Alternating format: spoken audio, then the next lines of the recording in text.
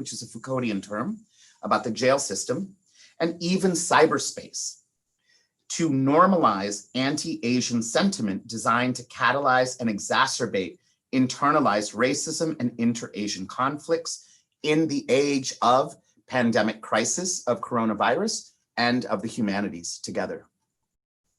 This denial of humanity and humanities is routinely transferred by some Asians and Asian diasporas to Black communities, thus perpetuating white supremacy's denial of humanity from one ethnic group to another, rather than abolishing it. For example, in the current atmosphere of COVID-19 racialized hysteria, during a time in which African-American, Black, and Hispanic Latino people disproportionately जिसका कार्यक्रम 500 ईसा पूर्व से लेकर 1000 ईस्वी तक स्वीकार किया जाता है। तीसरा, आधुनिक भारतीय आर्य भाषाएं जिनका कालक्रम 1000 ईस्वी से वर्तमान समय तक स्वीकार किया जाता है। अब हम विचार करते हैं बहुत संक्षेप में।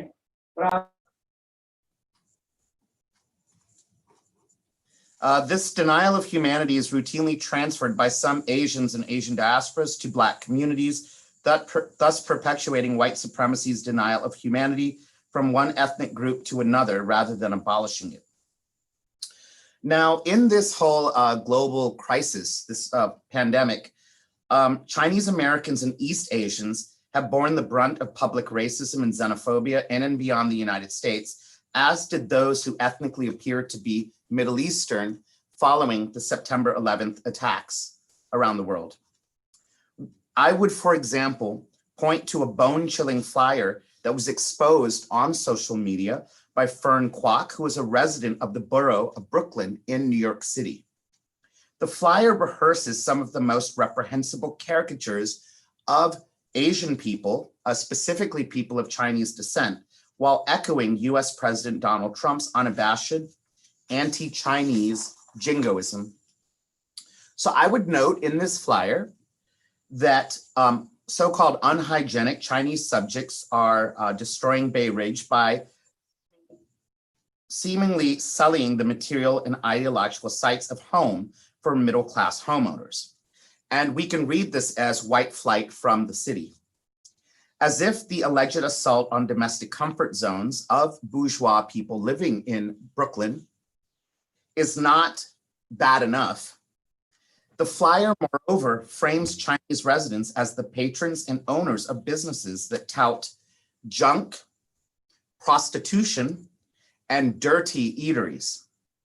Indeed, trashed up streets, scavenging, and coronavirus spread are attributed not only to Chinese Americans, but to Chinese immigration.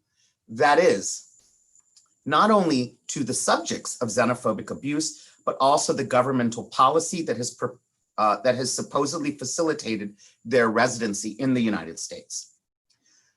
Perhaps the most ethnically insidious and historically ignorant aspect of this flyer is its outlandish appeal to history.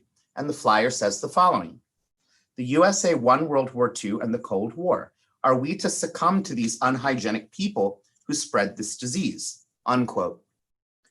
This statement appears to conflate Japan, a major ally of the Axis powers, with China, which was in fact united with the Allies during World War II.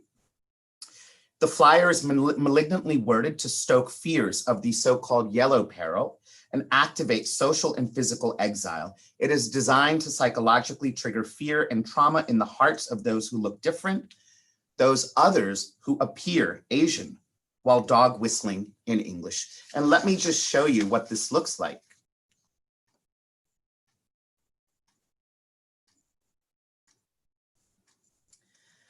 So I point to this flyer as but one of many examples of how people from Asia have been targeted during the global coronavirus pandemic in what appears to be anti-Chinese jingoism that portends danger to home, business, neighborhood, and community at the local levels. And of course, this has been happening in other places around the United States, also here in Australia, and in other contexts where even feminism is experiencing some epic failures when intersecting with racism. In Ruby Hamad's assessment, and I quote her, "Trauma assailed brown and black women from all directions. There is the initial pain of being subjected to gendered racism and discrimination. There is the additional distress of not being believed or supported, and of having your words and your bravery seemingly credited to others. And then there's a type of trauma inflicted on women of color that many of us find among the hardest to disclose, the one that few seem willing to admit really happens because it is so thoroughly normalized that most people refuse to see it. That is the trauma caused by the tactic many white women employ to muster sympathy and avoid accountability by turning the tables and accusing their accuser," unquote. Hamad's raw honesty of how power is performed through a gendered lens shows how easily bourgeois women who capitalize on white privilege can flip and switch between inclusiveness in a world characterized by racialized humanity. So part of what I'm saying here, when we think about the COVID-19 pandemic on the one hand, and the crisis in the humanities and the kind of social justice work going around the world, the humanities crisis, the crisis in the humanities, I would say, which is the topic of this webinar, it's precipitated in this historical moment in 2020 by these other crises with the COVID-19 pandemic on the one hand, and the social justice movements of the Black Lives Matters and colorist, anti-colorist movements that are going around the world on the other hand. And I mention this because I think ideas about skin color, race, gender, sexuality, disease, immigration, refugee status, and so on, nationality, language, all of these are the real impacts and identities in the material world, but they all crystallize, come together, and braid together the ways in which we think about the humanities in higher education. So like latitudinal shadows are critical observations in the age of COVID-19 and during this time of a humanities crisis cast major implications across the globe for the potential and urgency of trauma studies to inform and energize timely cultural and political dialogues. This urgency to expand trauma studies increasingly characterizes life and death, as well as the relationship between violence and power the world over. It unfolds an uneven and inequitable application of human rights and justice, the role of truth and reconciliation in post-conflict societies, the status of refugees in transnational politics, and the impact and management of natural disasters. Indeed, a certain history of colonial trauma is shared between decolonized Asian and African nations. However, even the hopeful congregation of Asian and African nations during and after the Asian African Conference in Bandung, Indonesia in April 1955 could not sufficiently shortstop the pain and suffering experienced by the people of newly independent countries. Perhaps this occurred because the promise of Bandung in 1955 was betrayed by Western colonialism's ongoing legacy of white supremacy despite ceding its territories. And of course, India in August 1947 was the first one. So that's why it's very, histories of colonialism are also, in my view, very relevant when we talk about the humanities in crisis. Therefore, I would argue that the double-edged sword of casting Asians as undeserving of emotions on the one hand, and as being emotionally fanatical, like the terrorists from 9/11, on the other hand, emerges from the histories shaped by and which follow, and these are definitely colonialist histories shaped by the betrayal of Bandung. As theorized by Cameroonian scholar Akil Membe, the socially transgressive body, which I read as post-colonial, gendered, and racialized, is routinely mired in what he says, quote, the context of extreme poverty, of the extreme racialization and of the omnipresence of death, unquote, that is first to be targeted by the crosshairs of hurtful affect. Membe's observation that the transgressive body is the target of economic and racialized exposures to death and destruction is socially undergirded by a vast array of Orientalist stereotypes stretching from centuries past into the present moment. And of course, perhaps the most important study to examine that is Edward Said's famous 1978 book titled Orientalism. We now exist in an era in which such stereotypes complicate the very notion of memory through a blurring of reality and fiction in the global crucible of so-called fake news. Stereotypes of the Orient range from the effete Asian male to the lascivious concubine or prostitute, from the yellow peril to exotic other, from the dusky savage to corner shop worker, from shady immigrant to a loathed model minority in UK and the US. My reading of Membe is buttressed by additional critical readings and interpretations from the non-West that render emotional agency to post-colonial others who are to this day racialized into the nexus of neoliberal capitalism as it has evolved. For example, Lucia Villares observed, and I quote her, "It is not enough to simply blame colonial history or the pathology it has caused.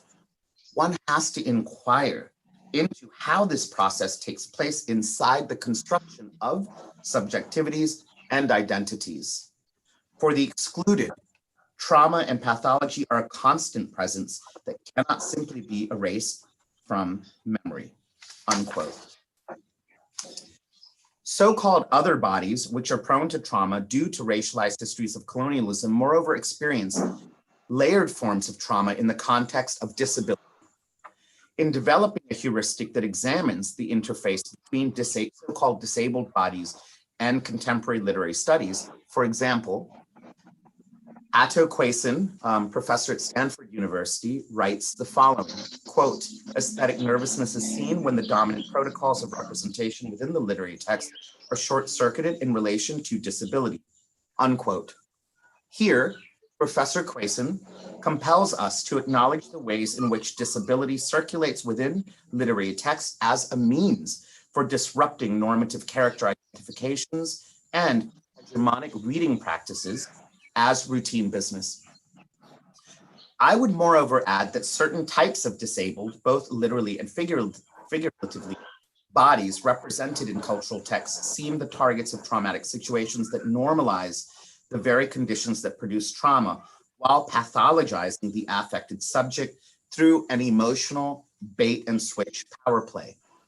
So to summarize this or put this in the words of Mick Broderick and Katie Ellis, in the context of disability and trauma represented in films, they say, quote, "Disability is invoked in these films as the aesthetic concept, not only because it symbolizes human variation, but also because it represents the fragility of human beings and their susceptibility to dramatic physical and mental change," unquote. The invidious link of Asia and contagion in the age of COVID-19 during this humanities crisis, for example, is not the very Orientalism of, say, the literary representations of Sax Rohmer or Oscar Wilde. This is true even in the context of so-called social distancing in 2020. For, as powerfully stated by Rodney McKenzie Jr., and I quote him, "We've been socially distanced for decades. It's called racism," unquote. In the context of the COVID-19 pandemic during the crisis in humanities, this particular type of racism has disproportionately targeted Asians, with Human Rights Watch advocacy director John Sifton observing, quote, "Racism and physical attacks on Asians and people of Asian descent," and this includes Indians in the US and Indians in Australia, including myself, 2 days back. Racism and physical attacks on Asians and people of Asian descent have spread with the COVID-19 pandemic, and government leaders need to act decisively to address the trend, unquote. However, the coronavirus crisis is hardly an exceptional instance of anti-Asian racism.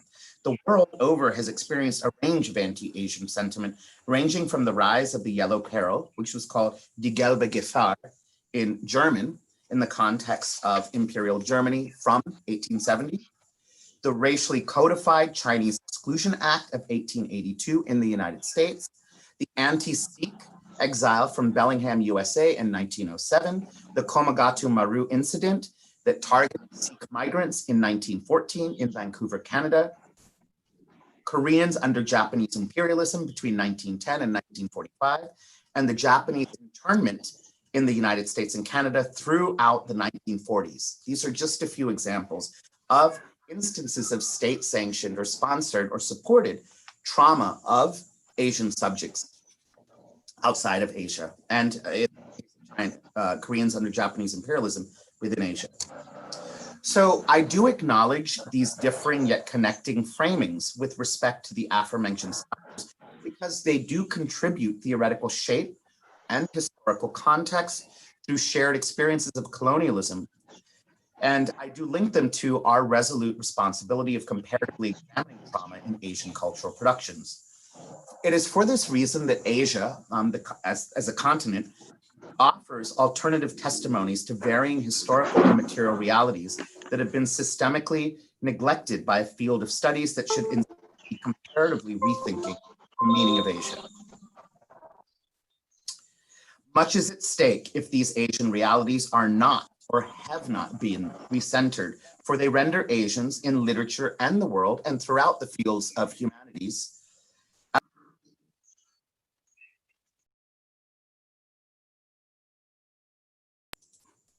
as perpetually dehumanized subjects upon whose backs racism and xenophobia are perpetually marked by Western discourses.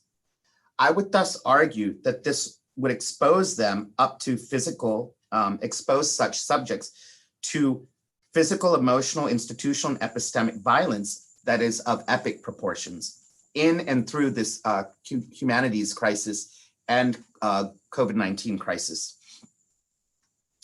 Thus, the work in this essay, and that will be in the book that comes out as a result of this essay, emerges from the conviction that Asian voices and experience constitute a critical gap in trauma studies, as well as the closely related field of memory studies that contradicts both global history and human agency.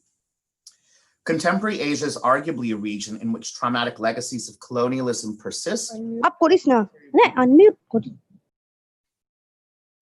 military regimes and dictatorships have forcefully wrought untold human suffering, amplified by conspicuous silence in the field of trauma studies. Countless lives have been lost due to revolution, civil war, and genocide, and natural catastrophes have rendered existing social and political tensions even more volatile.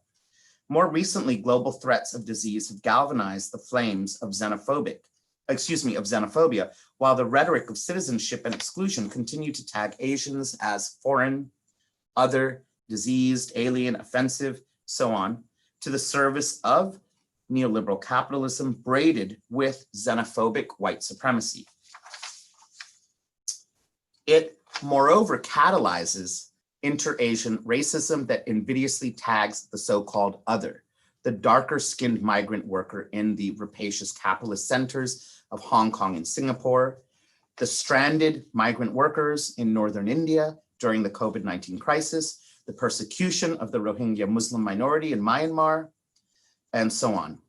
Thus, while white supremacy has often been a dominant aspect of both settler colonialist and cultural imperialist violence, and because I've so far focused on it in a range of historical contexts, I fully acknowledge that it is not only white supremacy that circulates the world over in the ugly specter of anti-Asian bigotry. So that is the beginning. I will now skip to the end of this talk and conclude with what I think needs to be done when we think about not just the characteristics and the historical the historical vectors of the crisis in the humanities. In her gripping short story, The Asian Disease, writer Simone Lazaru juxtaposes the voices of two differently situated mothers in Australasia. Maureen Jones' mother warns her lovelorn daughter, quote, "Jolly Asians bring nothing but disease. Your life will be a disaster if you marry one of them," unquote. In contrast, the narrator's Singaporean mother sullenly hopes, quote, "One day Asians will be rewarded for what they bring to this country," unquote, following an assault on her husband by two white Australian police officers. This fictional snapshot of two differing viewpoints of mothers, one white Australian and the other non-white Asian, underscores the timely global urgency of our current moment in thinking about the humanities crisis and the COVID-19 crisis and the global interest in social justice movements that have engulfed the world today. That both women are mothers underscores the hopes and fears of next generation Asians in Western countries. This in turn invokes the intergenerational trauma that Asians in Australia, such as myself, face that arguably echoes our post-colonial nation's stolen generation of Indigenous children across time, land, country, and the boundaries of humanity. Here, the fear in Australia, fear of miscegenation or interracial sexual relations and reproduction taints the white Australia policy of motherhood that tacitly enables polite and casual racism. In contrast, as argued by Aileen Morton Robinson in Talking Up to the White Woman, Aboriginal Women and Feminism, Indigenous Australian women's writings often feature, quote, "overt acts of resistance occurring on a daily basis," unquote. However, post-colonial trauma produced by violent exclusion from country, agency, and humanity is a recognizable common denominator across Asia, Australia, Africa, and North America. Arguably the most important, and of course Europe as well. Let me not leave out Dr. Austin's region. Arguably the most important anti-colonial thinker to critically meditate on trauma before it was branded trauma studies is the Martiniquais psychiatrist and scholar Franz Fenon, who spent many years writing on this topic in relation to intergenerational trauma produced in the violent crucible of racialized colonialism. In his well-known work, Black Skin, White Masks, Fanon writes, and I quote him, "A drama is enacted every day in colonized countries. Very often the Negro who becomes abnormal has never had any relations with whites. Has some remote experience been repressed in his unconscious? Did the little Black child see his father beaten or lynched by a white man? Has there been a real traumaticism? To all of this, we have to answer no," unquote. Fanon emphatically defaults to no precisely because he recognizes the racist, xenophobic, and violent repertoire of images and narratives of darkness that hound Black people throughout history. This invokes, in the mythical figure of Fanon as post-colonial stalwart and his life work mired in a post-Enlightenment ambivalence, a kind of split between Hegelian and Marxist dialectic, a phenomenological affirmation of self and other, and the psychoanalytic ambivalence of the unconscious. And this is a quote from Homi Bhabha. Here in this quote, Homi Bhabha marks the psychic toggling that transpires during the realization of one's difference in self as an internal consciousness that is aware of itself and of others beyond the self.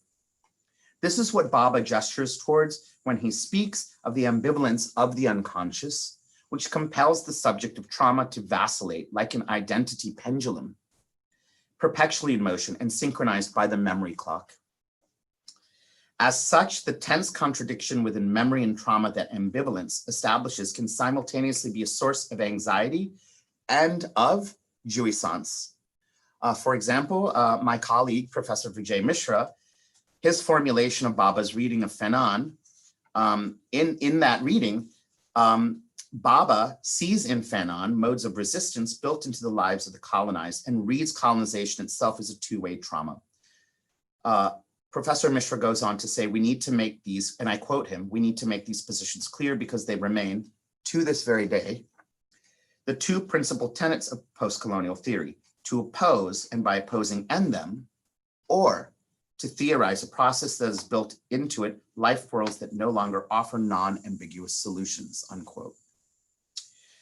Mishra's observation is instructive in the gamut of rethinking memory and trauma beyond the West and across Asia, precisely since it lucidly articulates the two ways in which post-colonial studies can remake the world into a more racially and gendered equitable realm with respect to robust social justice projects. That is, Mishra elucidates the possibility that what he calls two-way trauma can itself be a ramification of the very jouissance that people of color may feel when imagining that white supremacy includes and embraces them. The site of pleasured identification can become the catalyst for self-loathing that produce trauma as both polarities of self-identification in and through the eyes of the other, as well established by GWF Hegel in his famous Master and Slave dialectic. Although Fenon published the original edition of Black Skin, White Masks in 1952, only 3 years before the Afro-Asian Conference of 29 newly independent nations in Indonesia, the promise of Bandung remains a betrayed promise for both Africa and Asia. It is a betrayed promise like that of newly freed slaves after emancipation, because simultaneous independence of African Asian colonies did not necessarily lead to better socioeconomic conditions for these newly independent nations. Indeed, the racialized body is itself understood to be lacking in some instances, and in E.N. Kaplan's reading, this manifests in colonial fantasy as the image of the Black as a cripple, unquote. The schism between the ideal projection of white bodies against the Black psyche's denial of Blackness, embrace of whiteness, or self-negation upon accepting the fact of Blackness, for Fenon, produces an ambivalence through which ethnically African bodies may move through time and space, drifting in and out of public and private arenas of life in a mist of traumatic ambivalence. I would thus observe that ethnic Asians also experience this movement shrouded in perpetual mist, or what W.E.B. Du Bois has famously called the veil of double consciousness, that exponentially facilitates cycles of identificatory trauma through memory. Despite these common experiences of racialized bigotry and xenophobia the world over, as a result of the historical residue of slavery, colonialism, indentured servitude, neoliberal capitalism, the COVID-19 crisis, and the current defunding of humanities programs around the globe, I regrettably recognize that not much has changed in robustly addressing systemic racism beyond the cosmetic removal of flags and statues. Rather, the ideals of diversity, multiculturalism, inclusion, equality, etc., have transformed into macabre mechanisms of oppression that are uttered like mantras that often worsen the plights of those measured by the color of their skin. Indeed, 68 years later, for example, Judith Butler writes in The Force of Nonviolence, The Ethical and the Political, and this book was actually published just a few months ago by Judith Butler, who's a professor at the University of California, Berkeley. And of course, the very well-known author of the book Gender Trouble, 1990, Routledge. She writes the following in her book published this year, and I quote her: "In this world, as we know, lives are not equally valued. Their claim against being injured or killed is not always registered. And one reason for this is that their lives are not considered worthy of grief or grievable. The reasons for this are many, and they include racism, xenophobia, homophobia, and transphobia, sexism and misogyny, and the systemic disregard for the poor and the dispossessed. We live in a daily way with knowledge of nameless groups of people abandoned to death on the borders of countries, with closed borders in the Mediterranean Sea, in countries where poverty and lack of access to food and healthcare has become overwhelming, unquote. As Butler cogently states in this passage I've just quoted, it is much easier to treat and of course racialize and disregard other humans when their lives are illegitimate subjects of mourning and loss, chiefly in the neoliberal calculus of empire's aftermath. She elaborates on this in the context of COVID-19 by critically noting that public response to the pandemic has been to identify vulnerable groups, wherein, and I quote Judith Butler, quote, the vulnerable include Black and Brown communities deprived of adequate health care throughout their lifetimes and the history of this nation, meaning the United States. The vulnerable also include poor people, migrants, incarcerated people, people with disabilities, trans and queer people who struggle to achieve rights to healthcare, and all those with prior illnesses and enduring medical conditions. The pandemic exposes the heightened vulnerability to the illness of all those for whom healthcare is neither accessible nor affordable, unquote. Butler's position dovetails with my own, where I would stretch her biopolitical urgencies from the Mediterranean Sea all the way to the Indian Ocean and beyond to the Pacific. For in the words of Gayatri Chakravorty Spivak, and I quote Professor Spivak, quote, the word Asia reflects Europe's eastward trajectory, unquote. I would thus insist in concluding that as the Atlantic carried on its back millions of enslaved Africans to the West, these southeastern waterways, by which I mean the Indian Ocean, that frame Asia have witnessed untold misery and suffering that can pressure our collective heart to drop dead.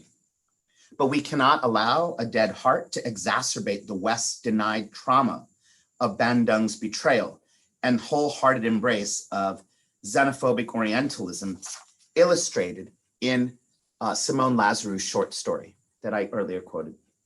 Fiction as it may be, Lazarou's story is an imitation of life that should surely strike fear in all of us who are violently measured up by the melatonin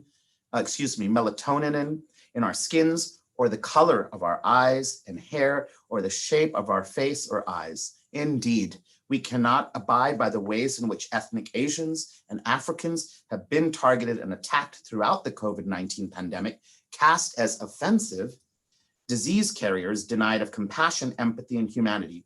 Asian and Black lives matter and must be lived and not simply endured in this context. We must resist xenophobic and persistent narratives that Asians are agents of exoticism, peril, and disease, and this means even more when addressing a girls' college or any kind of situation where sexism and misogyny gets braided into discourses of exclusion, bigotry, and xenophobia. I mention all this because I see all of this as being extremely important to resisting the crisis in the humanities, because it's specifically the humanities, which is the seat in every educational institution the world over. It is the humanities, which is the seat of empathy and humanity and learning how to be and see through the eyes of the other. In conclusion, I would say that we must instead epistemologically push back through a westward tsunami of scholarly solidarity in the humanities that catalyzes different levels of healing in many different communities.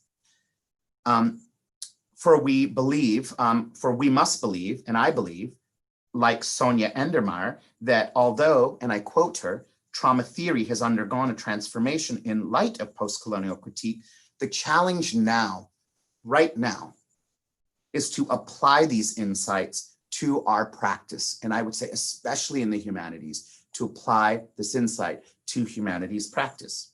I also believe that Asians must work harder to reduce and ultimately quell the kind of trauma and pain that we often inflict on other ethnic groups, namely Black communities the world over, As earlier stated, Blacks and Asians around the globe share many histories of oppression and thus possess unharnessed potential to challenge them together in a variety of arenas, with scholarly forums being just one of those sites for revolutionary alliances across colorist, gendered, and continental differences to combat white supremacy, to combat white supremacist motherhood and miscegenation anxiety. We must also robustly critique the indoctrination of children into the repertoire of caricatures that Disney and other popular media commodify while pandering to the white Western parental gaze. So I will end there and just say these are some of the ways in which I feel my research and thinking about memory and trauma today in the age of COVID-19 under this umbrella of the crisis in humanities, global crisis. These are some of the ways in which I see my current interests intersecting with this fine topic that you all have organized today for us to speak about. Thank you very much.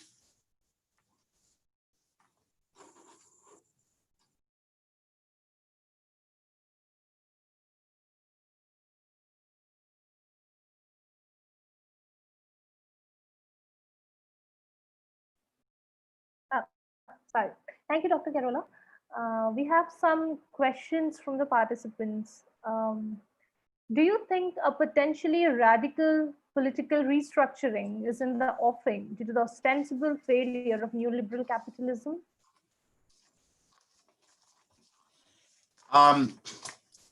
Yes. I think it's necessary. I just don't know how, because especially to put this back in the context of the webinar, when we talk about the crisis in the humanities, what we're seeing right now, and of course, it's not just a concern in India and South Asia. These things, it's a very timely topic for talking about what's happening in Australia and across the US.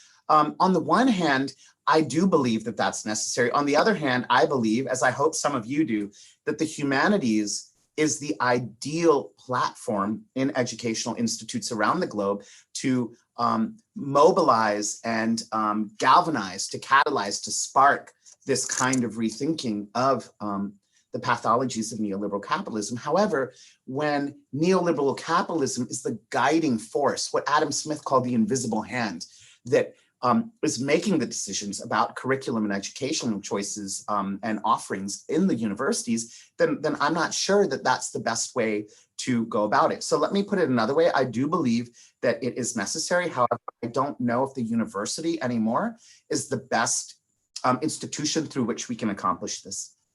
Thank you for the question. Thank you. So there's another question as well. What are the implications of the social justice movements that have gained momentum across the world for the migrant communities and illegal refugees? Is there a possibility of a more cosmopolitan, inclusive discourse that makes the national borders porous? Possibility, yes. Probability, I don't think so. Until the people like us, like at your college, Ria, fine young scholars like you, your students, the Miss Dr. Nirja ma'am and the rest, some of our colleagues and the people, these very bright students and attendees that are answering these questions, until we have a place of power and influence, I don't know if that's possible. Because I believe that the neoliberal policies that, and as I've said, I believe that these neoliberal policies are direct descendants from and emerge from very violent histories of colonialism, and very violent histories of colonialism that not only emerge from anti-Asian and anti-African sentiments, but they even, forget about even treating Asians and Africans terribly. They even deny, very often, as I've argued, there's a denial of empathy or emotions. And so if you say that this person is a brown person in India, we used to colonize them, or this person's a black person and they're a savage, we used to colonize them. Once you say that, and even if you don't say it anymore, in the year 2020, we don't hear this so much, but the mentality has been so deeply threaded through discourses, including the humanities, including the so-called, the canon and the classics when we talk about literature, right, Ria? I mean, for example, Ria's, your PhD thesis was specifically writing against that. by doing the comparative analysis between Dalit literature and Australian Aboriginal literature, a brilliant thesis project. But see, we need to produce more things like that. My current student Shabnam, who was at IIT Roorkee, she's here now looking at queer representations of women in Hindi cinema. Until you produce these kinds of things, and not just produce, you have to keep supporting. Students need to be supported to publish and do all sorts of things to get their voices out. And until that happens, I don't know about the possibility is one thing, but the reality is something different. And I would like that possibility to turn into a reality. And that means supporting robustly the generations that come after.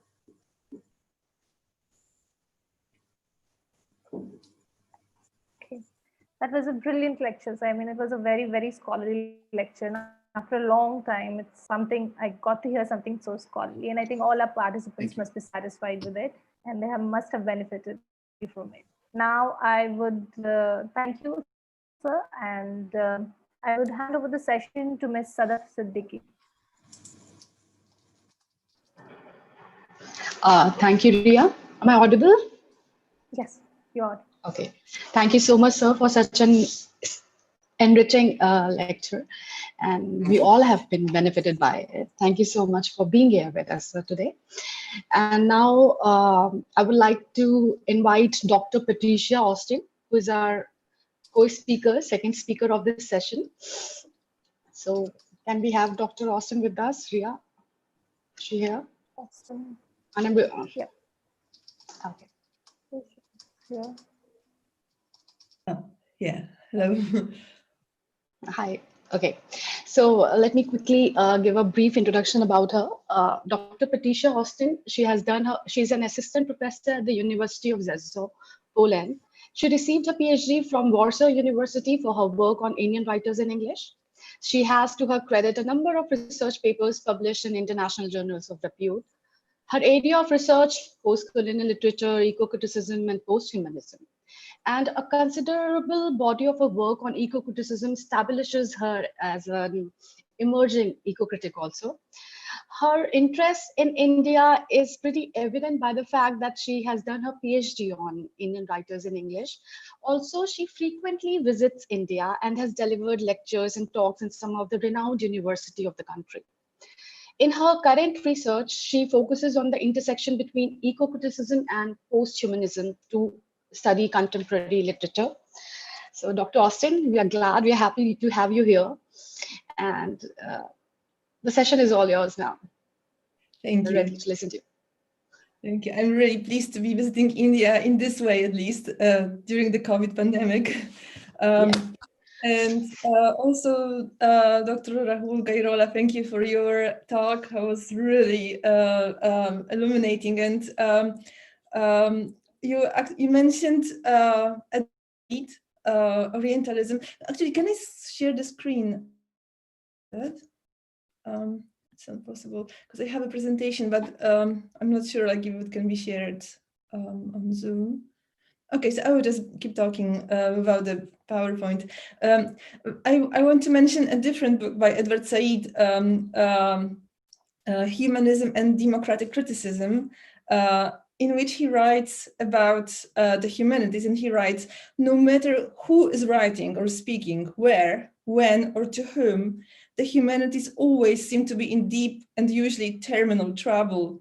The word crisis is the inevitable one here.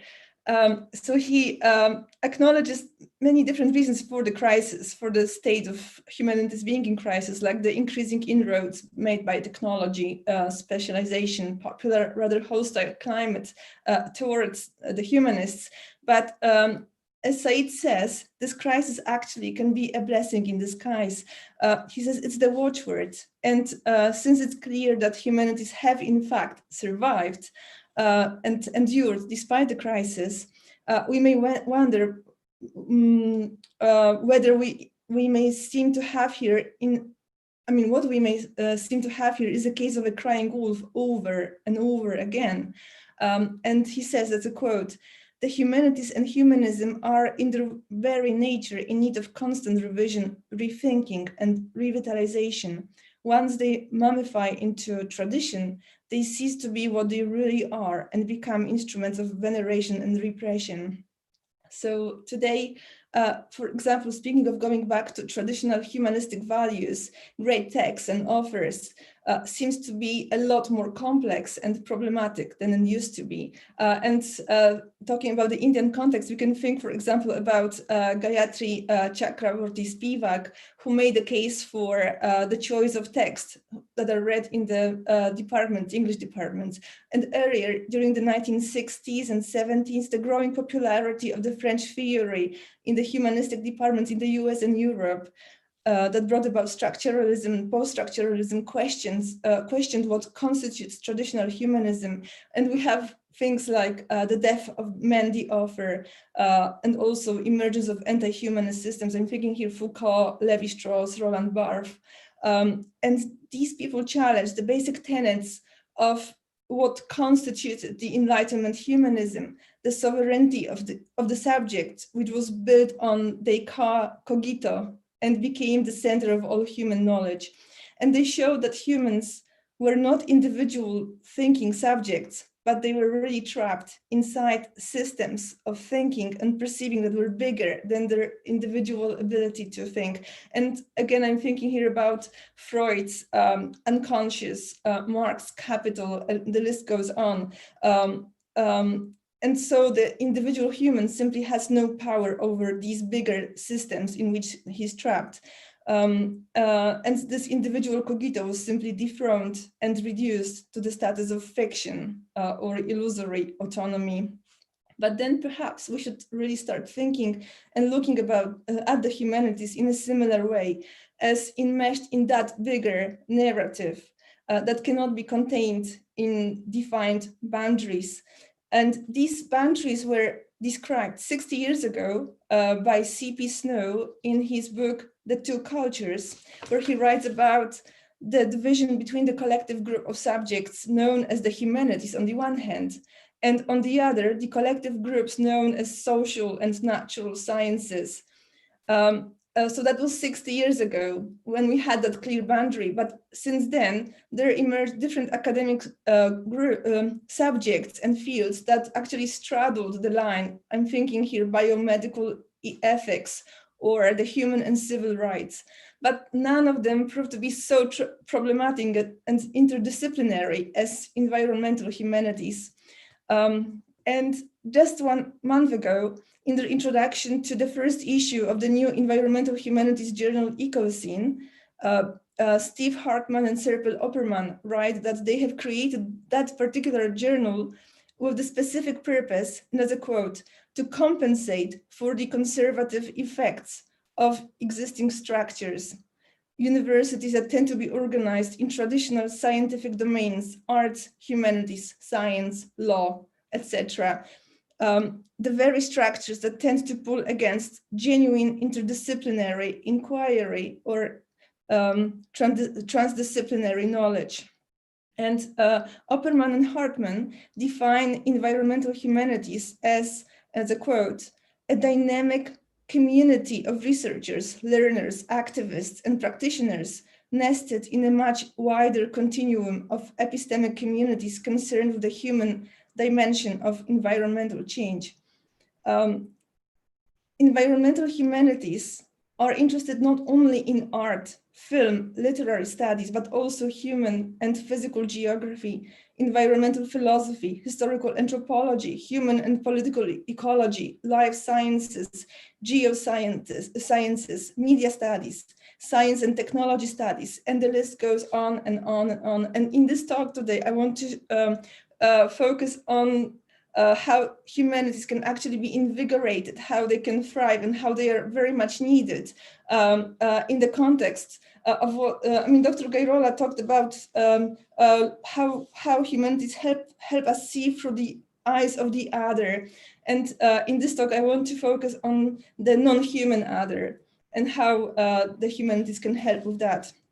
So environmental humanities emerged as a response to another crisis, a larger one, which is also unfolding today, but at a longer span of time. And this term is probably known to all of us, the Anthropocene. It's interesting to look at the etymology of the word Anthropocene and the humanities and to see how they correlate. The word humanities derives from the Renaissance Latin expression Studia Humanitatis, which in Latin simply means in addition to humanity, or in other words, culture, refinement, education, everything that derives from homo, from man. The second term, the Anthropocene, goes back to anthropos, Greek for human, but it's also part of an expression that's translated as son of man in the New Testament. So in this sense, we can create this genealogy. The Anthropocene is the child epoch of the human, the creation of human culture. And on closer inspection, the etymology of this word is more than mere coincidence. We live today in the unfolding, fast unfolding environmental, climate and biodiversity crisis. But unlike other geological epochs, this one, the Anthropocene, is based not on the same criteria. It has not been delineated by the same criteria. Typically, geologists designate a new epoch by choosing and describing an unambiguously identifiable boundary marker in the rock strata. For the Anthropocene, we don't know which markers will survive and which ones will be detectable in the strata in the far future. So this is, we can say, a weirdly science fiction scenario incorporating into present debate the views of hypothetical, far-fetched future. And geologists are themselves aware of the fact that the recognition of this new epoch is unusual. But the very speculative character of the Anthropocene and the fact that it's less restricted by the scientific method, this is what makes it so alluring for the humanities and gives humanities a bigger role in the spread and the awareness and understanding of the new epoch. And a great example of that would be a study by the literary critic Jeremy Davis, published in 2016, The Birth of the Anthropocene, in which literary study actually is in the background. And what he talks about, he makes references to the geologic deep time and human impact on the modern human world, helping to understand that concept. In fact, the Anthropocene and the discoveries in biology, botany, science have taken down the boundary between the human and the modern human world. In academia, that allowed for new movements in the humanities to emerge. And one of such movements, of course, is Posthumanism, which names ways of thinking which don't see humanity as the only source and object of value in the world, and which is actually suspicious of human individualism and autonomy. So in this view, humans are animals among other animals, dependent on them for food, the maintenance of the environment, and in the habitable state. And we can think about climate, the level of oxygen, CO2 emissions, and things like that. Posthumanism also shows the evolution of technology, medicine, informatic, economic networks, which alter what it means to be human today. Timothy Clark writes, that's a quote, "Environmental issues are always inherently post-human in that they stress the degree to which human life and thought are determined by multiple material conditions and relationships. They challenge the way modern human life and thought are determined by values of supposed human exceptionalism," end of quote. So by this way, repressing our biological side and our embodiment in nature. And environmental humanities is like an umbrella, big umbrella term under which we also have smaller terms. And in literature, that would be, in the literary studies, that would be eco-criticism, which takes the crisis of value highlighted by the environmental humanities and applies it to reading of literary texts to question the anthropocentric ways of thinking and reading. Eco-criticism has evolved recently very dynamically into a vast and diverse field that combines literary studies with cultural, political, scientific or activist strands. So this shows that just as the humanities are connected with science, and just like humans are inseparable from their environment, so literary texts are also enmeshed in the material world and cannot be separated from it. And it also stresses how important cultural values and politics are to environmental issues, which puts humanities subjects at the very heart of environmental debate today. Especially in the last 10 years, the fast-growing and changing eco-critical studies have recognized more and more the complexity of environmental questions. But three questions actually stand out the most. And these three questions would be, first of all, the question of scale and complexity and the challenge it represents for literary form and also for human understanding. So we have, I'm thinking here about space and time, how to grasp the concept of deep time, and at the same time, the current time, how to be able to see globally, the changes happening globally, living locally. So that's the first question, the question of scale. The second question is the question of agency and the non-human life. I'm sorry, of the non-human life. So this ontological collapse of the difference between the human and non-human. And the third question is the internationalization of eco-criticism, the way it has gone global. When I visited India a few years ago, I remember when I talked about eco-criticism, I was asked, what about eco-criticism in India? It has actually developed really dynamically since then, and I've been following it very closely. And that's, I think, where the most fascinating aspects of eco-criticism are today, not in the Western centers, but globally, spread globally and scattered. So I would actually, out of these three questions, I would like to focus on the second one the most, the question of agency of the non-human life, and how it's tackled in recent literature. And I'm especially, I will focus on Richard Powers's The Overstory. That's the novel. It's a really thick one. It was published a year ago, and it won the Pulitzer Prize. But I will go to this, turn to this novel in a minute. But Enlightenment Humanism, as we know, gave agency to men who is narrowly defined in Eurocentric way as white, male, able-bodied. We think here about the Vitruvian man. That's the ideal picture of that. And that ideal drew from Immanuel Kant's distinction between man and nature. So man and nature are separate. And in Kant's definition, the human is limited to those who are self-reflective or linguistic. So man is self-reflecting, linguistic, and nature is not, and that's the separation here. And this view fit perfectly in the wider conceptual tradition of Enlightenment humanism that wanted to show the uniqueness of humans and their separation from nature. But at the time of increasing ecological crisis, and during the so-called ontological turn that we are experiencing, the agency of the non-humans is becoming more and more visible. And we are tired of placing the human always in the center of attention. And that's why the humanities are beginning to search for and recover the disappearing non-humans. And one of such disappearing non-humans today are plants. There's actually a term called plant blindness, which denotes the fact that we do not notice plants, even if we notice animals around us, so the other non-humans. Plants are the least visible beings for humans today. And the world of plants has long been placed in a separate domain of nature against which human could create self-image of higher perfectibility.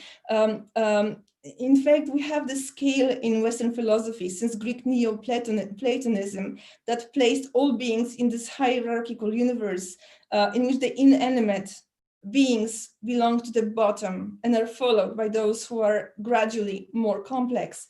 And plants were placed just above the inanimate beings and below animals and humans. And so they were perceived as inferior. They were imperfect because they seemed to be ontologically lacking the characteristics that render animals superior, like movement, intentionality, or the ability to communicate. But all these things are today being challenged.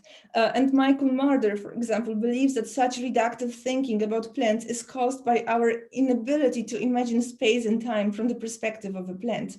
And this in turn has led to a situation in which 1 in 5 species today is facing extinction. And in order to underline the various aspects and causes of today's environmental condition, many post-humanist scholars and social scientists attempt to negate the Enlightenment humanist nature, culture, or human, non-human distinction, and focus instead on what we have in common, what we share with the non-humans.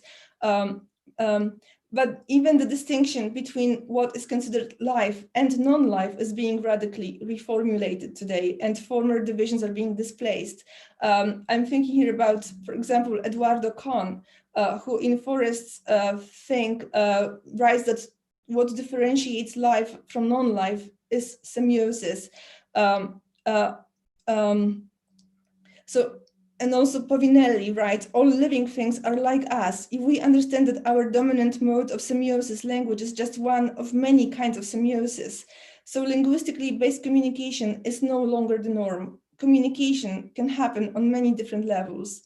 And the liveliness of the things we observe and with which we interact is also connected with semiosis by the material eco-critic, Serpil Opperman. She writes that things around us are alive and undeniably expressive. They have their own stories to tell. And also storytelling is a process of relation making. So Serpil Opperman strongly believes that inanimate nature and nature has the ability to tell stories. And she eliminates the mind-matter distinction, believing that the material phenomena cannot be isolated from semiotic processes. Quote, matter can be creatively expressive in bearing material stories about ecological crisis, interlaced with social political struggles and geophysical forces. And we need to be simply attentive to the messages encoded in the activities of various creatures, elements, substances, and forces that leave traces in our lives and demand to be perceived as affective material agencies.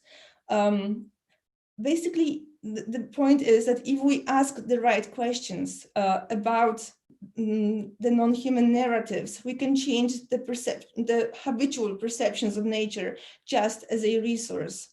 But if we think about how to move that into literary domain, to give vegetal life a voice is a challenge for any writer of fiction. It's probably a lot easier to find animal narrators, but plants have been rare, and the role of plants has been mostly symbolic and in fact intended to express human affairs and to create simply the background for the plot. And the biggest difficulty is in showing plants as social actors in their environment, without reducing them to anthropomorphic representations of what can be knowable to the human author or reader. And I would say that Richard Powers' novel, The Overstory, is an experiment in giving a vegetal life voice without trying to reduce them to human representation of the plant. Actually, Powers said that his intention for writing this novel was to make all his protagonists trees. He wanted to have no human protagonist, but he failed after the first page. So in the end, we have a story of 9 human protagonists that evolves across decades. But all of these protagonists become in some way involved in the 1990 Redwood Summer in California, which is an environmental movement protesting against the clear cutting of old growth redwood trees that have been, I mean, the redwood forest has been reduced almost entirely, 90% by 1990, and it was a movement that wanted to save the remaining 10% of this old forest. And the human protagonists, they all become gradually but passionately engaged in protecting the remaining primal trees. But as the story progresses, the trees seem to be coming more and more to the foreground of the story. And In a way, we can say that the novel addresses the ontological question of what really constitutes a subject and what can be a subject of a novel. So Powers continuously blurs the boundary that separates the human and the non-human protagonists. One of the characters is a dendrologist who studies trees, a scientist who studies trees, and her name is Patricia, and she stands for all the latest advances in science about trees. And her book in the novel, The Secret Forest, we can say is a fictional counterpart of the best-selling The Hidden Life of Trees by Peter Wolleben, the German forester. And Patricia notices that in comparison to the two large steps in the evolution of life on Earth, quote, one that took inert matter over the crest of life and the one that led from simple bacteria to compound cells 100 times larger and more complex, end of quote, the gap that separates trees and men is just really minor. In her book, she writes another quote, you and the tree in your backyard come from the same ancestor. You still share a quarter of your genes, end of quote. So in fact, technological developments in the 20th and 21st century have revolutionized our understanding of evolution, and the hierarchical tree of life collapsed. And as it collapsed, the boundary separating human and non-human world is also shown not to be universal. Patricia notices that in some indigenous beliefs, for example, in the Achuar people in Brazil, trees are our, and that's a quote, kin, with hopes, fears, and social codes, end of quote. And this crossing of man and plant distinction in the novel happens in both ways. Human protagonists assume tree properties, and at the same time, trees are shown to possess the qualities and values typically reserved for humans. Each chapter in the first half of the book introduces separate characters, and it's accompanied by a 19th century botanical engraving portraying a kind of tree with which that person will become in various ways identified and connected. And this would be an oak, beech, ginkgo biloba, maple, pine, or mulberry. Conversely, in the mirror reflection of the novel's human protagonists, trees are shown as full-fledged actors, especially in Patricia's book. Quote, she spins short biographies of her favorite characters, loner trees, cunning trees, sages, solid citizens, trees that are impulsive or shy or generous. This is not our world with trees in it. It's a world of trees where humans have just arrived. So again, the scale is reversed, the scale of time at the same time. And in her research, she proves that trees are capable of agency and intentionality. She writes, quote, join enough living things together through the air and underground, and you wind up with something that has intention. Forest, a threatened creature, end of quote. And then in another place she adds, a forest knows things. They wire themselves underground. There are brains down there, ones that our brains aren't shaped to see. Root plasticity, solving problems and making decisions, fungal, synapses. What else do you want to call it? Link enough trees together and the forest grows aware. So the environment is alive. It's a fluid, changing web of purposeful lives dependent on each other, possessing, being aware, possessing intentionality and mind of its own. And it seems necessary in this reading this novel to rethink the very definition of mind. Mark Jackson, the scholar from Bristol, writes that it's not peculiar to humans. Brain and mind are not peculiar to humans. It's an emergent property of semiotic processes in material systems. Again, Eduardo Kahn says, signs don't come from the mind, rather it's the other way around. What we call mind or self is a product of semiosis. That means that signs emerge in relational assemblages and in this way create the conditions for the emergence of mind. So communication precedes mind. And mind in this definition is property of all life and possibly non-life, and it's closely interlinked with semiosis. And given that the majority of protagonists are trees, the reader might expect to hear the voice in the trees in the novel. But the question is it possible to give them voice? In a book called To Hear Plants Speak, Michael Marder wonders, quote, what kind of hearing must we resort to and what sort of speech corresponds to it? How to translate the language or the languages of plants into terms that are intelligible within the scope of our human languages?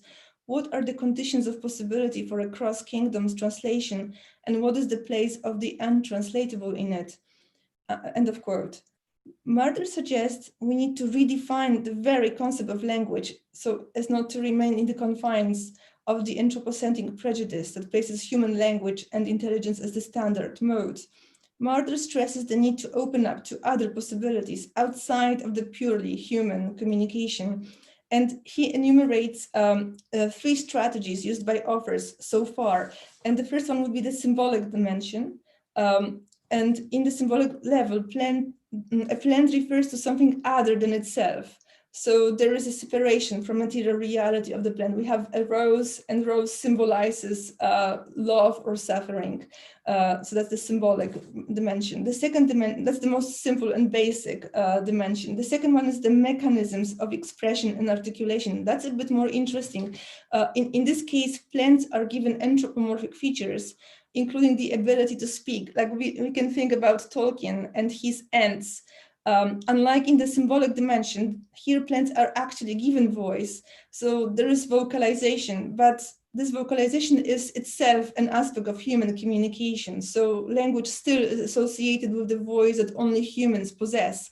And the silence of the vegetal life is the vocal. And the third level is the material, substantive mathematics. And here, this is the pitfalls of the other two, which means it does not ascribe the symbolic meaning of vegetal life and does not anthropomorphize. And the advances in the science of biochemical substances and electrical signaling, which form a plant's life activity, allow us to better understand the way plants emit and receive information. And that's Patricia's main research field, the way the mycorrhizal underground networks bear biochemical signals. So we have science, clear science here. However, limiting our understanding to this view would still be reductive, because language is more than just transmitting information. And this is why Marder eventually defines plant language as, and that's a quote, the articulation without saying. So language which is not verbal, but material. Plants articulate their material presence as they grow, while remaining rooted underground. They expose themselves to our sensorial perception. They form the world by which they are themselves shaped. And this is why the closer humans articulate actual existence, the more our languages also resembles those of plants. And Marder basically concludes that only if we abandon our dreams of perfect transparency of plant language can we fully encounter other than human beings without anthropomorphizing them. So we need to allow for the untranslatable in this communication, in the plant communication. And while Marder stresses the materiality of plant language, but allows and even encourages its opacity, Serenella Iovino and Serpil Opperman propose material narrativity as a way of grappling imaginatively with the stories of distance to a human experience, life of a vegetal being. And they place strong emphasis on materiality and its potential to carry stories. And the most obvious such mode of storytelling that a tree can perform is in the form and shape of its rings. After a pine tree in a park has been locked down in Overstory, one of the characters, who is a war veteran, who also earns a living by planting trees, bends down to read the fresh stamp of the tree. And that's a quote: "The years roll away under his fingers, their floods and droughts, their cold spells and scorched seasons, all written into varying rings." End of quote. Aaron James argues that the tree rings as a sequence of events fit the definition of a simple narrative. So he connects the tree stamp to a simple narrative function. Trees are capable of narrating their own stories, but they are a less complex kind of narrative, which lacks such elements as focalization, meta-narration, heteroglossia. Simply, they are not capable of performing such tasks, and also they cannot alter the chronology of events. But even in the seeming simplicity, the ring stories may remain mysterious and inaccessible to the human reader. When one of the protagonists lands in prison for his activism, he tries to read the pattern in the wooden desk. Quote, "It shocks him to realize, after a lifetime of looking at wood, he's staring at the seasons, the year's pendulum, the burst of spring and the unfolding of fall, the beat of a 2/4 song recorded here in a medium that the piece itself created, and still he is illiterate. If he could read, if he could translate."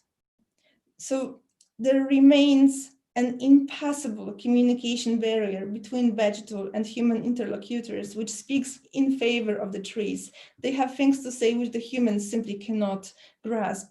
But it also signifies that meaning originates not in the human mind, but outside of it, outside of its reach, and it's in the non-human subjects, who therefore cannot be any longer objectified. Maybe just to conclude about the novel, it breaks the convention of following the story of an individual protagonist, a human being, first of all, by presenting not one human protagonist, but 9, and also by producing non-human protagonists, which are trees, and there are about 300 trees in the novel. And it focuses strongly on the multi-species encounters and communication, and also the ethical care that is produced by the collapse of the ontological boundary between human and the non-human. Just as Dr. Rahul mentioned about the fact that COVID makes the vulnerable groups more visible today, I would say that in today's world, it's both humans and non-humans that are shown to be together made vulnerable. We have the 6 mass extinction of species, but this extinction of species actually threatens human beings. And there are many studies that connect the COVID-19 to climate change, to smog, to the air condition in cities today. And so today we have new challenges that are appearing that concern the very basis of our existence, but existence both of humans and non-humans, and that makes us question what a human is, who has a right to live, who has the ontological right to live, and the humanistic practice actually seems to be able to help us with understanding that better today, and it seems to be much more needed than it used to be some time ago. Thank you.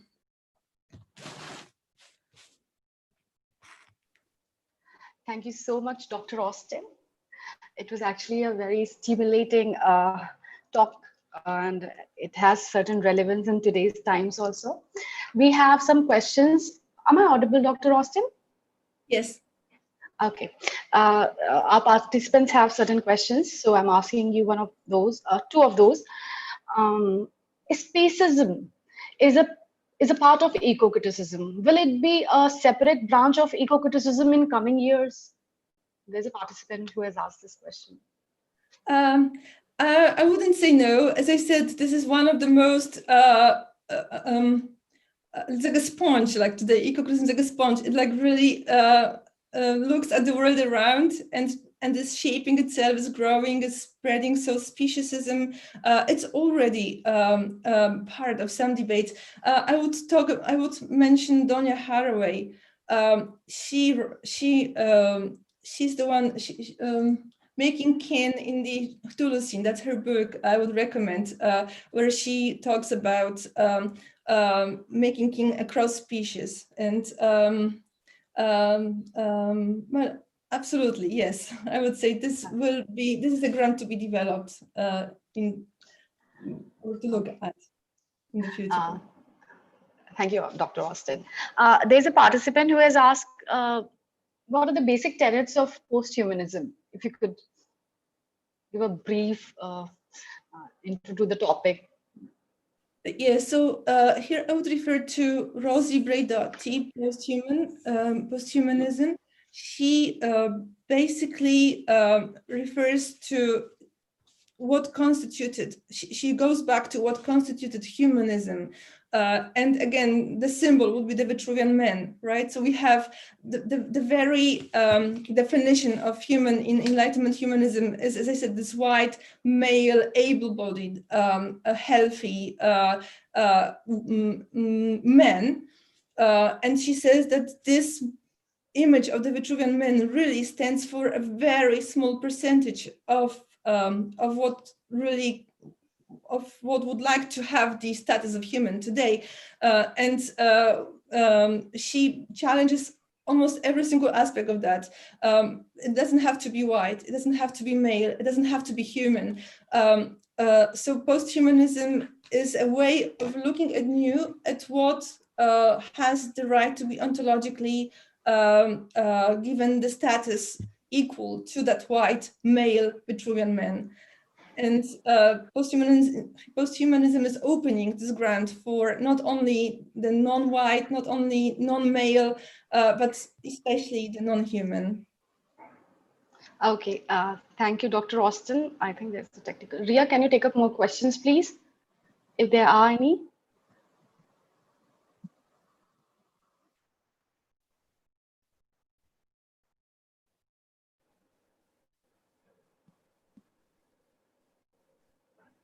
Yeah, there's actually a question for Dr. Garola, if Dr. Garola is here.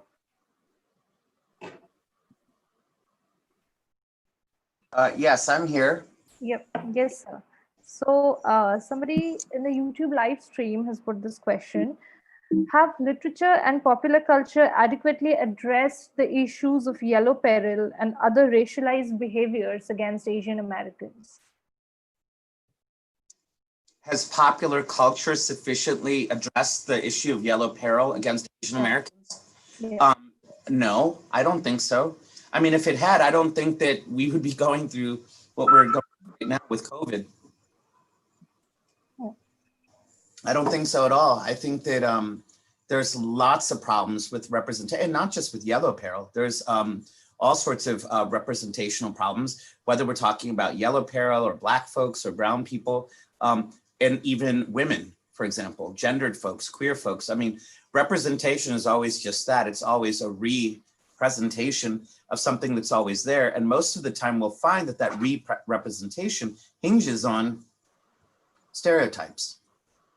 And I think this is what makes thinking about Homi Bhabha's work, for example, so important when we think about this in the context of colonialism, or even, you know, Edward Said's work, which both Dr. Austin and I both quoted from Edward Said, you know, to think about the ways in which perceptions of otherness are institutionalized in and through different ways. I think when Dr. Austin was speaking, for example, I was thinking even representations of the environment and the ways that people relate to the environment, and these, so, you know, distinctions between the human and non-human. To me, that's just as urgent of a way of thinking about the insufficiency of representation in popular culture of yellow bodies as with the environment. I don't know, what do you think, Dr. Austin? Do you have any thoughts on this? Can you say exactly, once again, repeat the question?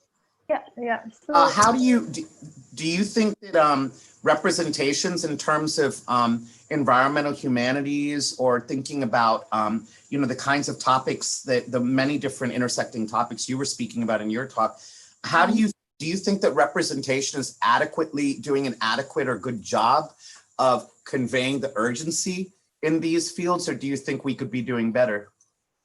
We can always be doing better than we are, for sure. And there is a big struggle and challenge to do that. And that's actually the biggest challenge in the environmental studies today, like how to convey the urgency.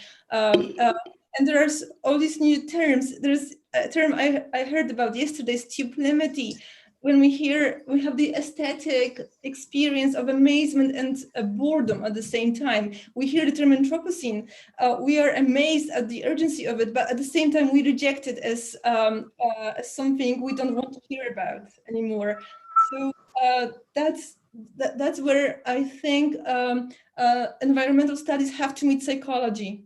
And the writers are in an advantage, I would say, here, because they can work on the emotional, they can help with our emotions better, they can stir the emotions better, and they can guide us through some certain emotional responses, and we can those responses, we can get involved, and then when it's too much, we can put it away. So I would say literature is one of the best ways to address it, but still, how to show the scale, how to show the language of what language to use, that's still a challenge. And I would say writers are still struggling with that. Okay, thank you, ma'am. I will now hand over the session to Dr. Neerja Sachdev. Thank you, Ria. First of all, I would like to thank our two eminent speakers and scholars whose thoughts, knowledge, and views have definitely enhanced our mental horizon. And now, before I thank all of you and everybody, and especially the speakers, I would just like to say, what do the humanities? Yes. Thank you for the pen. What do the humanities do in times of crisis? We do what every profession does. We mobilize our communities, identify our areas of expertise, and find ways to work together for the collective good. We come together to envision a better future, and then we begin to work of making that future real. Every crisis contains opportunity, and the crisis of the humanities is a chance to put disciplines to work in a new way. Knowledge grew before it was subdivided into the humanities, social sciences, and sciences, and there will be new opportunities for growth across all the disciplines after it.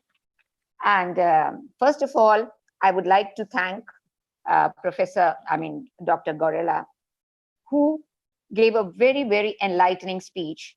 And he talked about, he focused mainly on the two main ways of crisis. First, he talked about COVID-19. And second, he enlightened us on the social justice movement, which is going on around the world. And while he was talking, he talked about the trauma that is inflicted upon the people, the humans, as well as the women regarding on color. And this anti-racialism, this gender and sexuality, refugees, all these are crystallized. And when we talk about the humanities, and every time, if we go back into the history of the Blacks, and this is still existing, we're talking about the Asian Africans, we are talking about the Asians and everybody who's there. But, and if we say that colonization has tried to wipe it out and eradicate it, it's not that. And Dr. Gorilla has thrown a very good light upon these racism and interracial crisis and the denial of humanities from the ethnic group, from one ethnic group to the another group. And he has talked very emphatically that denial of humanities from one ethnic group to another is very difficult, and it is in fact better than abolishing it. And he has also talked about the pandemic and the effect of all these things in the times of COVID, in the times of the pandemic. And he also gave a very good story of the two mothers and highlighted about the fears of the future generation and also about the fear of the interracial sexual relationships also. So thank you so much. And secondly, I would also like to thank Dr. Patricia. She has given a very good talk about the relationship between the plants, the nature, and the humans. That is, the humans and the non-humans. And she has said that even though when there is no language or means of communication that is existing between the world of the trees and the world of the humans, still a lot can be related to, and a lot can be learned, and a lot can be deciphered. And all this, what I feel, is possible only when you are learning the humanities and when literature is there. And she quoted a lot from the three books, The Overstory and book on Patricia, and To Hear the Plants Speak. So definitely, Dr. Patricia, we would like to read those books in order to get more knowledge regarding your speech. Thank you so much. And last but not the least, I've been given the privilege to propose a vote of thanks and acknowledge the contribution of our illustrious speakers, whose thoughts and knowledge have definitely stimulated us and enhanced our mental horizon. I first thank our eminent scholar, Dr. Rahul Goraila. Your thoughts on subject have definitely enlightened our minds and have shown us a new path and a new horizon. Your innovative and creative ideas and your elegance of explanation has energized us. Really, in your field of work, you are a versatile genius. And secondly, I would also like to express my sincere thanks to Dr. Patricia Austin for giving us an excellent coverage on the topic. She acted as a catalyst that stimulated us in delving deep into the subject. A special mention of thanks to our respected principal for standing as a pillar behind us and stimulating us also to carry on this program. I'm deeply indebted to Dr. Riya Mukherjee and Dr. Sadav Siddiqui as conveners to support me for holding this international webinar. With deep sense of appreciation, I thank our loving teachers for their untiring efforts. I thank all my scholars, my students, and the participants for their enthusiasm and attentiveness. I would also like to end this webinar with a quotation from Malala Yousafzai, and that quotation is, which speaks a lot: one book, one pen, one child, and one teacher can change the world. So even though humanities in crisis, you can say if it is in a decreasing state, yet today the students and the learning scholars would be enlightened by reading books. Thank you so much. Thank you once again to all of you. Thank you. Thank you very much, everyone. Have a beautiful day. And thank you, Dr. Austin. It's lovely to make your acquaintance. Thank you. The same to you and to everyone. Thank you. Have a lovely day. Thank you, everyone. See you. Thank you. Thank you. Thank you, ma'am. Bye-bye. Thank you, Ria. Dr. Ria, thank you. Thank you, Dr. Siddiqui. Bye-bye. Bye-bye. Thank you. Dr. Siddiqui too, very much. Thank you. Bye-bye. Again. Thank you, Patricia. Thank you for being here. Thank you for invitation. Have a lovely Thank day. you. It was See you lovely soon meeting again. you. We'll meet again. It was you. Thank you so much. Thank you.